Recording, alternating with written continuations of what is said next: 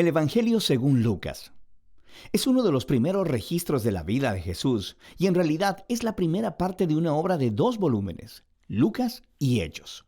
Si comparas las líneas introductorias de ambos libros, es claro que vienen del mismo autor y hay pistas internas en el libro de Hechos, así como en la tradición temprana, que identifican al autor como Lucas, el acompañante de viaje y colaborador del apóstol Pablo, quien sabemos que también era médico. Lucas introduce su obra con un prefacio que nos dice cómo y por qué escribió este libro. Él reconoce que hay muchos otros buenos registros de la vida de Jesús, pero que él quería volver a las tradiciones del testimonio ocular de todos los discípulos que pudiera para producir lo que él llama un registro ordenado de las cosas que se han cumplido entre nosotros. Esa palabra, cumplido, nos muestra por qué Lucas escribió este registro. Para él, la historia de Jesús no es solo historia antigua.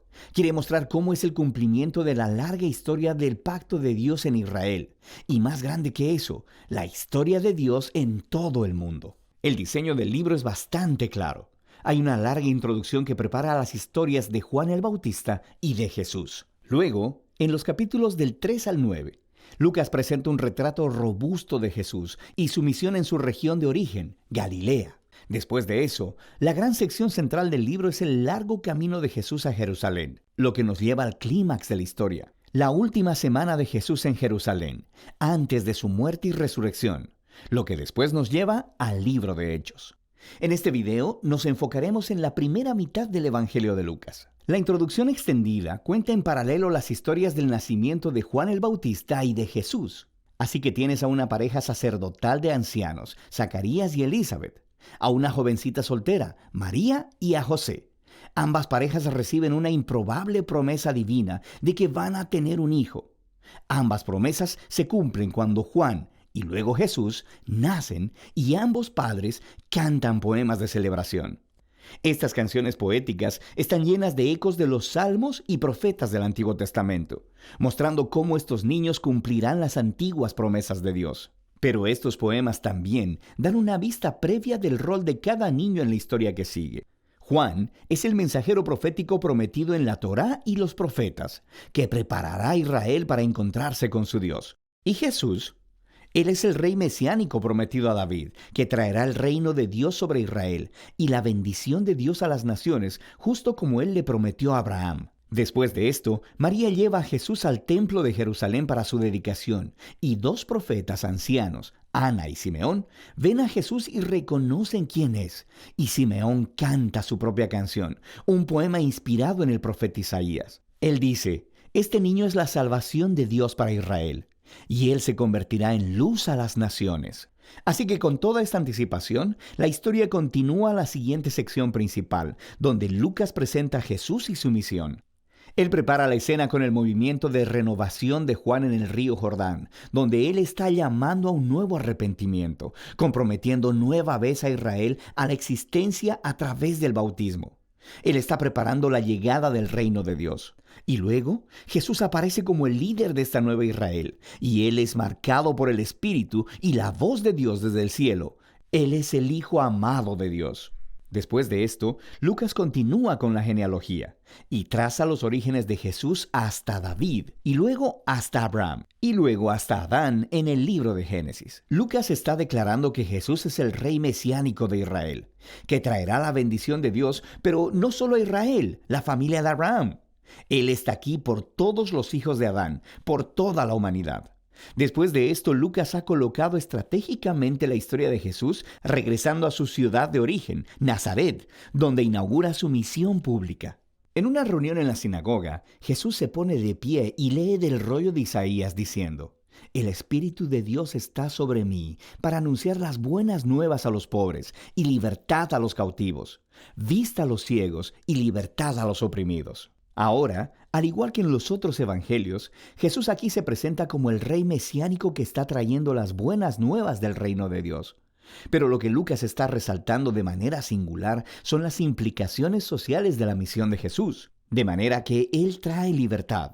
La palabra griega es aphesis, y literalmente significa liberación, y se refiere a la antigua práctica judía del año del jubileo que se describe en Levítico 25. Es cuando todos los esclavos de Israel eran liberados, cuando las deudas de las personas eran canceladas, cuando las tierras que habían sido vendidas se devolvían a las familias. Todo era una recreación simbólica de la justicia y misericordia liberadora de Dios. Y luego Jesús dice que estas buenas nuevas de liberación son específicamente para los pobres.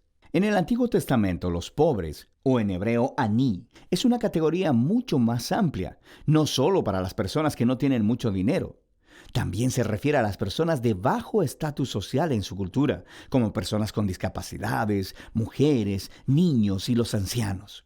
También puede incluir a los marginados sociales, como personas de otros grupos étnicos, o personas cuyas malas decisiones los habían dejado fuera de los círculos religiosos aceptables. Y Jesús dice que el reino de Dios es especialmente una buena noticia para estas personas. Así que después de esto, Lucas pone inmediatamente delante de nosotros un gran bloque de historias que nos muestran cómo lucen las buenas nuevas de Jesús para los pobres. Involucran la sanidad de una mujer enferma y en cama, o de un hombre que tiene una enfermedad en la piel, o de alguien que está paralizado. Aquí también hay historias acerca de Jesús dando la bienvenida a su comunidad a un recolector de impuestos como Leví, que no era financieramente pobre, pero que era un marginado social. Hay una historia acerca de Jesús perdonando a una prostituta.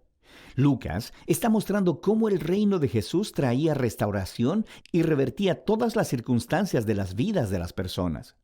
Él está expandiendo el círculo de personas que son invitadas a descubrir el poder sanador del reino de Dios.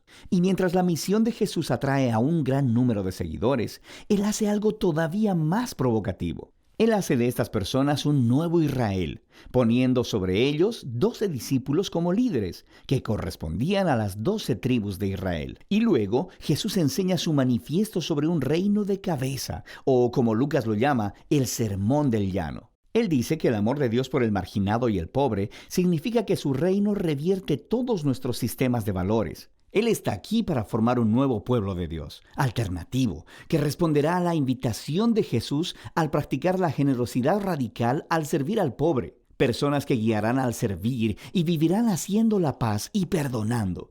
Personas que son profundamente piadosas, pero rechazan la hipocresía religiosa. Ahora, la visión radical de Jesús acerca del reino ha declarado tener autoridad divina.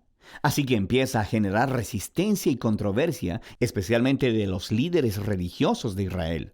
Su búsqueda de personas cuestionables es una amenaza a sus tradiciones religiosas y a su sentido de estabilidad social.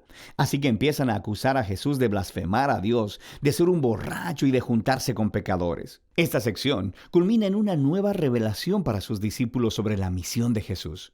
Él dice que sí, Él es el rey mesiánico y que establecerá su reino sobre Israel al morir en Jerusalén, al convertirse en el rey siervo sufriente de Isaías 53, que muere por los pecados de Israel.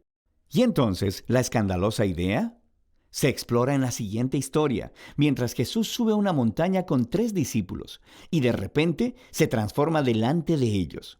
Ellos están envueltos en esta nube de la presencia de Dios, quien anuncia, «Este es mi Hijo escogido». Y luego, Moisés y Elías están ahí, los otros 2 profetas que se encontraron con la presencia y la voz de Dios en una montaña. Y Lucas nos cuenta que ellos están hablando juntos acerca de la partida de Jesús, que estaba a punto de cumplirse en Jerusalén. Esa palabra griega, éxodo, es una clara referencia a la historia del éxodo. Lucas está representando aquí a Jesús como un nuevo Moisés, que guiará a su nuevo Israel a la libertad y a la liberación del pecado y la maldad en todas sus formas, personal, espiritual y social. Y eso nos llevará a la segunda mitad del libro. Pero por ahora, esa es la primera mitad del Evangelio según Lucas.